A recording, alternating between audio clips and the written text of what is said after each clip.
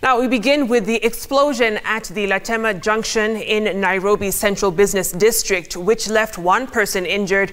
Police have confirmed that an improvised explosive device planted inside a piece of luggage went off just after 8 p.m. Let's cross over now to where Elvis Lagati is following the developments. Elvis, what more have you gathered from the scene? Thank you, Victoria. Just in the last hour, a lot of activity just on this part of Tom Mboya Street, starting from the direction of Archives all the way to Fire Station. Of course, a lot of activity with heavy police presence just behind me. As you can see, Victoria, that section has been mapped out as an active crime scene. We've been asked to move we've been moved by police officers here because that section has been mapped as an active crime scene, Victoria. And of course, as you mentioned, at least 2 people have been injured so far and have been rushed to hospital. At this point now, a couple of ambulances are also present here, just next to LATEMA, just outside one of the busiest bus stations, and that is Odeon.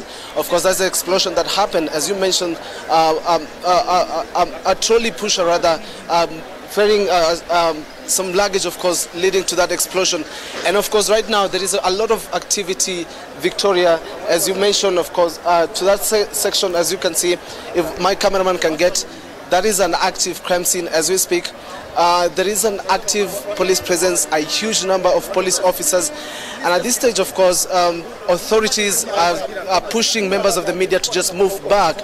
And of course, we are still following up on this, Victoria, and we'll give you more details when they happen. Back to you, Victoria. All right, Elvis, before I let you go, I know your movement has been limited a bit, but when you got there to the scene, did you get a look at what the damage actually was?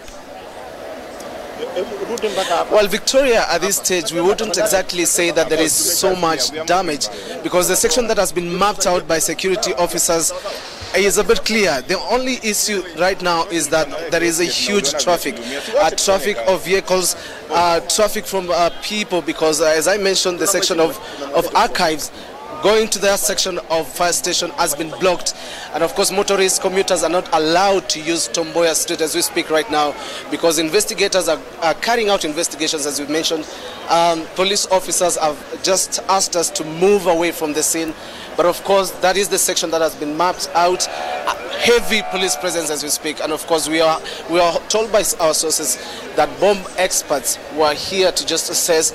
But what we've seen, Victoria, is that that section is relatively calm, but of course it's an active crime scene.